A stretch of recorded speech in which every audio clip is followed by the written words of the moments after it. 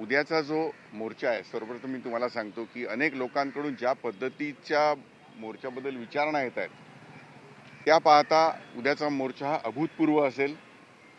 आत्ता ज्या आमच्या पक्षाच्या बैठका विविध पदाधिकाऱ्यांना बोलवलं होतं, तर त्याच्यामध्ये मुख्य विषय हा होता की त्या मोर्चाची तयारी, आणि त्यापेक्षा जास्त महत्त्वाचं म्हणजे तो मोर्चा अत्यंत शांतपणे कसा होईल हे बघायचं जबाबदारी आमच्या पदाधिकाऱ्यांवरती आहे. याचं कारण असं की तरुणाईचा उत्साह प्रचंड असतो, पण त्याचबरोबर कुठेतरी मुद्दामून त्याला गालबोट लावण्याचे प्रयत्न होऊ शकतात. तर ते होऊ नयेत म्हणून मोर्चा शांतपणे कसा करायचा या सूचना त्यांना आता सगळ्यांना दिलेल्या आहेत.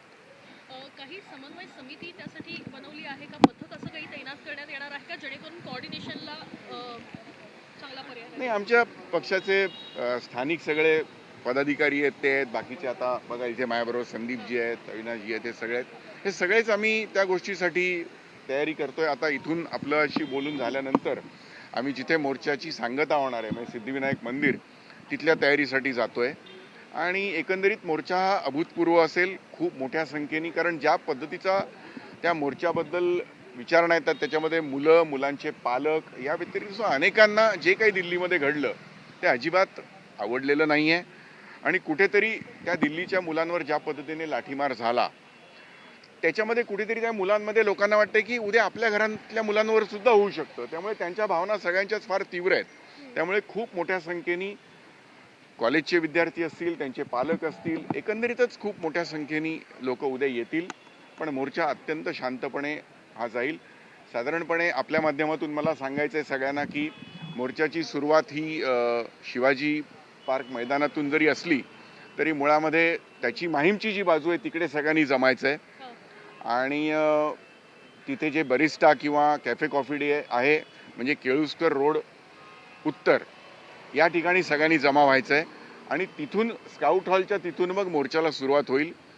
विविध ठिकाणून येऊन मोर्चाच्या मार्गावरती कोणी उभारण्याचा प्रयत्न करू नये, याचं कारण तो संपूर्ण मोर्चाच्या स्वरूपात आला पाहिजे. अदरवाईज ज्या पद्धतीची गर्दी काल मी पाहिली आहे तर मध्ये मध्ये जर लोक आली तर ते मोर्चाचं स्वरूप नीट राहणार नाही आणि आपल्याला सगळं शांततापूर्ण करायचं आहे. त्यामुळे तुमच्या माध्यमातून मी सगळ्यांनाच सांगू इच्छितो, म्हणजे आमचे कार्यकर्ते असतील, पदाधिकारी असतील आणि ही सगळी येणारी जी तरुण मंडळी आहे त्यांनी सगळ्यांनी शिवाजी पार्कमध्ये आल्यानंतर विशेष करून उत्तर दिशेला सगळ्यांनी थांबायचं आहे, जिकडे कॅफे कॉफी डे किंवा बरिस्टा आहे, म्हणजे माहीमच्या दिशेने स्वातंत्र्यवीर सावरकर मार्गावरती थांबायचं आहे.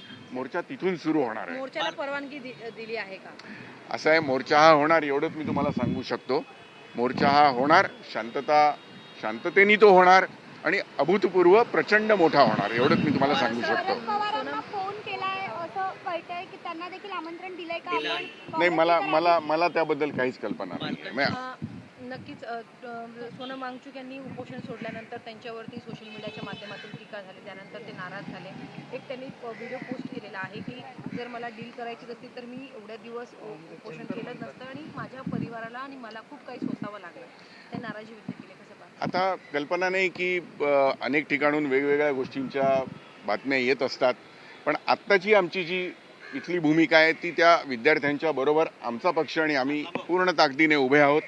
आणि उद्याचा मोर्चा यशस्वी कसा होईल त्याबद्दल आत्ता आमची चर्चा झाली आणि आत्ता त्यापुरतच मी सांगू शकतो की त्या मोर्चाच्या तयारीसाठी आता आम्ही इथून चाललेलो आहोत. पंतप्रधानांनी 2 व्हिडिओ पोस्ट केले, मात्र कारवाई संदर्भात ते काहीच भाष्य करत नाही. म्हणूनच ह्या तरुणाईचं समाधान झालेलं नाहीये एवढं मी सांगू शकतो. त्यांनी व्हिडिओ पोस्ट केलेत, पण यांची जी प्रमुख मागणी आहे ती अजून मान्य न झाल्यामुळे त्यांच्यामध्ये ते बघितल्यानंतर किंवा ज्या काही कारवाई झाल्या त्याच्यानंतर ते समाधानी नाही आहे तेवढं मी सांगू शकतो. तिरंगा मोर्चामध्ये पालकांशी देखील संवाद साधावा असं देखील सूचना देण्यात आल्या, कारण की ह्यामध्ये विद्यार्थीसह पालक देखील सामील आहेत. स्वाभाविक आहे, कारण सगळ्यांना दिल्लीच्या ज्या काही घटनाक्रम तो झाला आणि जे सगळ्यांनी बघितलं टी व्हीवरती आणि त्या इन्स्टावर असेल किंवा काय, ते बघून बऱ्याच पालकांना काळजी वाटते आपल्या पाल्यांची की उद्या हे शिकतायत, यांच्या बाबतीत जर असं घडलं तर काय. त्यामुळे ते प्रचंड चिंताक्रांत आहेत आणि त्यांना ते अजिबात आवडलेलं नाही आहे. त्यामुळे तेही उद्या मोठ्या संख्येने या मोर्चामध्ये निषेध नोंदवण्यासाठी सामील होतील. तिरंगा मार्च ज्या प्रकारे यशस्वी झाला, मोठी तरुणाई जमा झाली, प्रचंड गर्दी झाली होती, एकंदरीत उत्साह होता तरुणाईमध्ये. राजसाहेबांची काय प्रतिक्रिया होती? अर्थातच चांगली प्रतिक्रिया होती, पण तरी सुद्धा अजूनही सरकार ज्या त्यांच्या मागण्या आहेत त्या अजून मान्य करत नाहीये, हे दुर्दैवी आहे.